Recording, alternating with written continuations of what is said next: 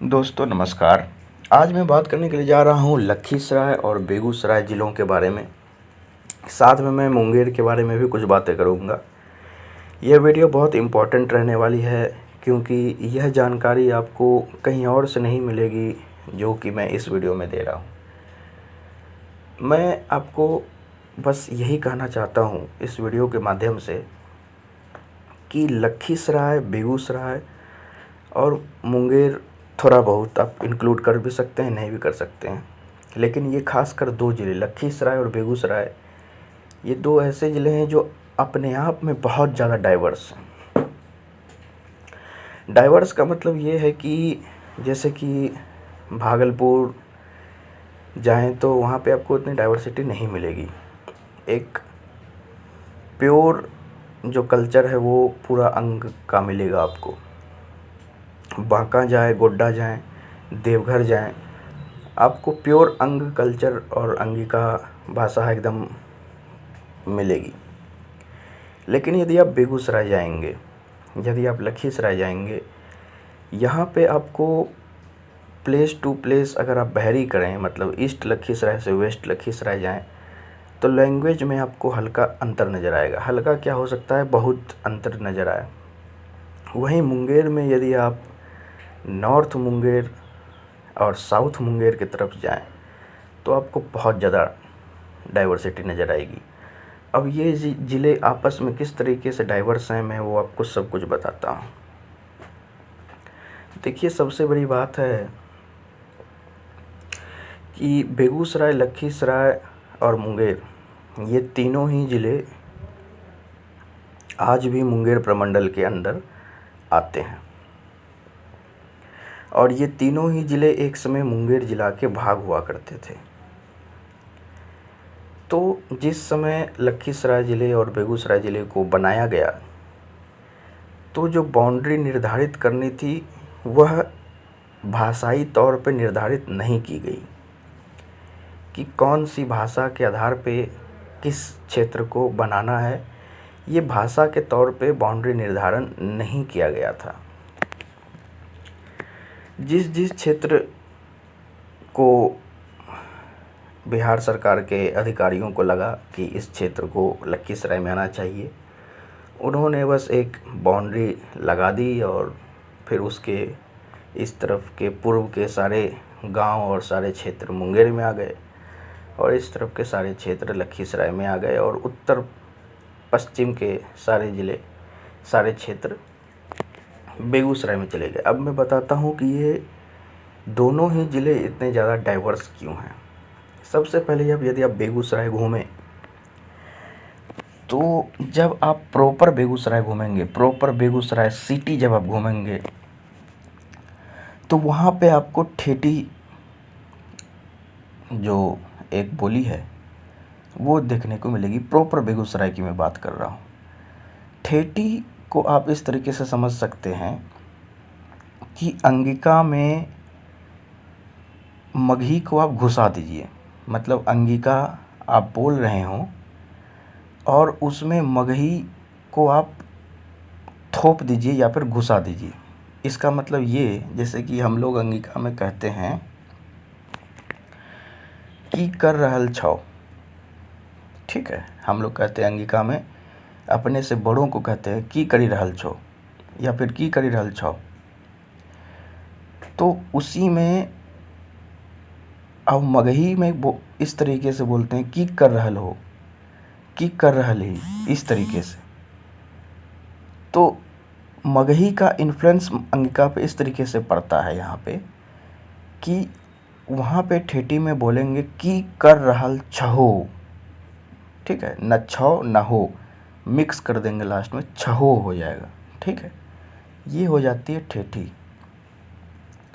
मतलब अंगिका समझ लीजिए 80%, मगही उसमें 20% इंक्लूडेड रहती है, तो बन जाती है ठेठी। बेगूसराय प्रॉपर में आपको बेगूसराय सिटी में ये देखने को मिलेगी। यदि फिर आप वही ईस्टर्न बेगूसराय, उससे बेगूसराय प्रॉपर शहर से पूरब और दक्षिण की ओर बढ़ेंगे तो फिर आपको अंगिका की जो परसेंटेज है वो बढ़ते हुए मिलेगी। मतलब कि अंगिका 90%, 95% जो अंगिका बोली जाती है वो मिलेगी। वहाँ पे फिर अंगिका का जो शैली है बोलने की, अंगिका यहाँ पे मैं प्योर इम्प्योर से किसी भी या फिर स्टैंडर्ड या फिर वेस्ट ईस्ट की बात नहीं कर रहा हूँ। सारी ही बोलियाँ अंगिका की अंगिका भाषा के अंतर्गत ही आती हैं। मैं यहाँ पे इसको कंपेयर कर रहा हूँ भागलपुर या बांका या गोड्डा की अंगिका से। ये बात हो गई। उसके बाद यदि फिर आप उत्तर बेगूसराय की ओर बढ़ेंगे तो वहाँ पे आपको जो मैथिली टच है वो देखने को मिलेगी। जैसे मैथिली में आपको, मतलब आप शब्द को, जैसे आपको पूरा शब्द नहीं, आप सिर्फ आप फिर को, आपको अहाँ कहा जाता है। जैसे आपको हिंदी में कहना हो आप क्या कर रहे हैं, तो आप उसे मैथिली में कहेंगे अहाँ की कर रहल छैं, की कर रहल छी, मतलब उसी तरीके से मैथिली में जो भी बोला जाता हो। तो ये उत्तरी बेगूसराय और समस्तीपुर में आपको मिलेगी। लेकिन अंगिका में आपको अहाँ नहीं बोला जाता है। आपको हम लोग कभी कभी आपने या फिर अपने या फिर सिचुएशन के अनुसार वैरी करके बोलते हैं। उसके बाद फिर यदि आप लखीसराय की ओर बढ़ें तो लखीसराय के पूर्वी भाग और पश्चिमी भाग में थोड़ी बहुत आपको अंतर नज़र आएगी।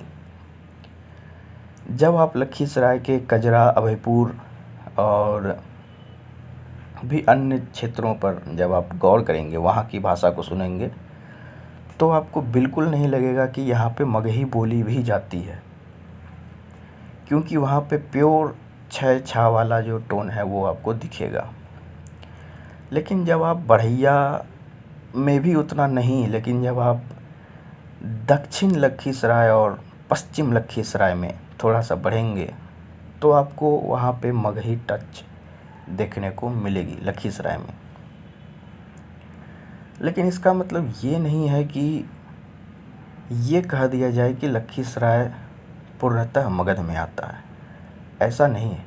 लेकिन मैं इस बात से बिल्कुल सहमत हूँ कि यदि भाषाई तौर पे अगर अभी फिर से पूरे बाउंड्री को डिज़ाइन किया जाए, पूरे बाउंड्री को, तो अंग प्रदेश को कुछ क्षेत्र मिलेंगे और कुछ क्षेत्र कट जाएंगे। जैसे कि पूर्णिया मधेपुरा का जो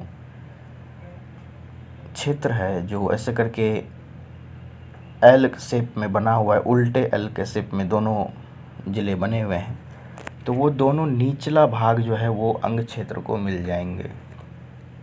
अभी इस पर अंग अपना दावा नहीं करता है, लेकिन वो मिल जाएंगे वो क्षेत्र। इसके साथ ही जमुई के सिकंदरा प्रांत या फिर सिकंदरा क्षेत्र में बोली जाने वाली जो भाषा है, अगर कल को एक सिकंदरा ज़िला बनती है, मतलब सिकंदरा ज़िला कल को अगर एक बनता है तो वो मगध में ही जाएगा, तो ये क्षेत्र अंग से कट जाएगा।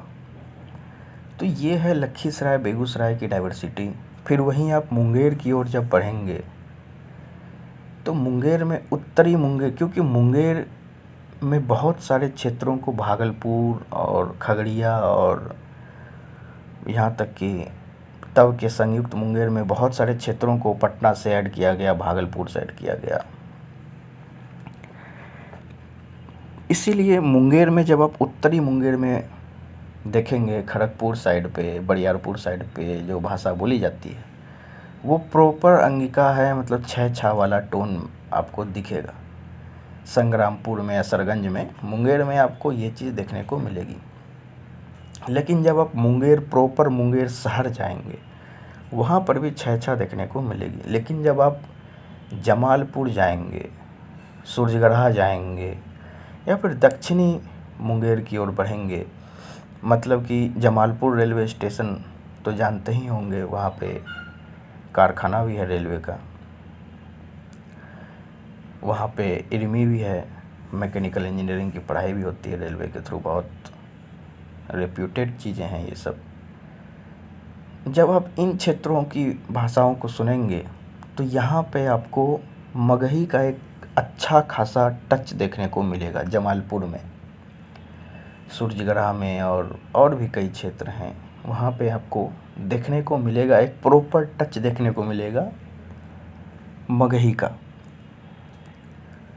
तो ये ज़िले आपस में बहुत ज़्यादा डाइवर्स हैं, इसलिए जो भी जिस क्षेत्र से रहता है और जो भी भाषाएं वो बोलता है वो अपने ज़िले को पूर्णतः उसी रूप में मान लेता है।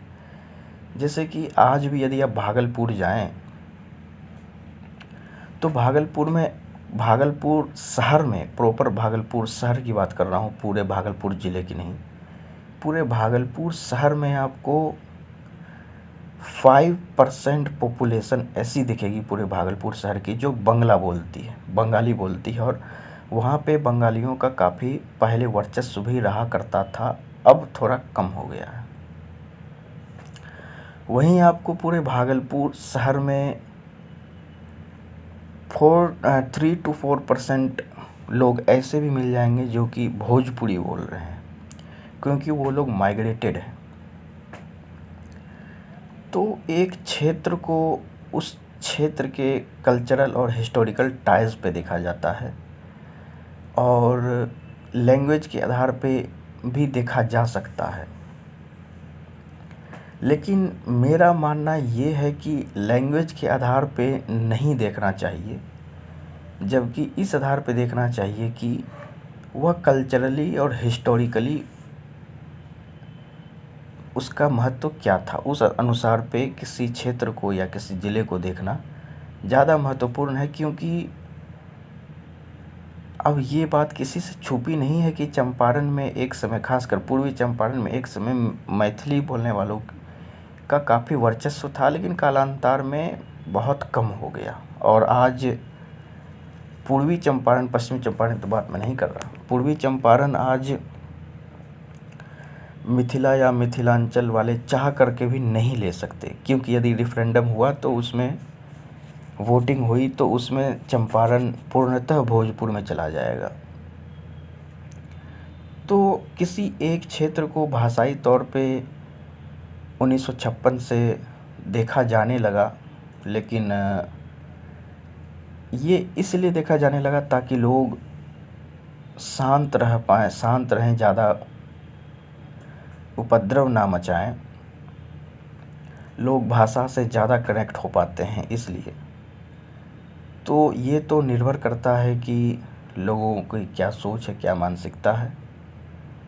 और यही मुझे इस वीडियो में कहना था कि लखीसराय, बेगूसराय और मुंगेर, ये 3 ज़िले अंग के ऐसे हैं जहाँ पे आपको कहीं पे मैथिली टच मिलेगी, कहीं पे मगही टच मिलेगी, क्योंकि यही दोनों क्षेत्र अंग के साथ अपनी सीमा को साझा करते हैं। इसलिए ऐसा होना काफ़ी पॉसिबल है। वहीं शेखपुरा की जो मगही है वहाँ पे आपको थोड़ा बहुत, मैं मानता हूँ कि वहाँ पे 5% या 1 to 5% के अंदर थोड़ी बहुत अंगिका की टच मिल सकती है। अब अंगिका का मतलब यहाँ पे सिर्फ छ या छा से ना समझें, टोन से भी आप समझ सकते हैं, मिल सकती है। वहीं आप औरंगाबाद की जो मगही है और शेखपुरा की जो मगही है, थोड़ी बहुत इसमें आपको अंतर नज़र आएगी।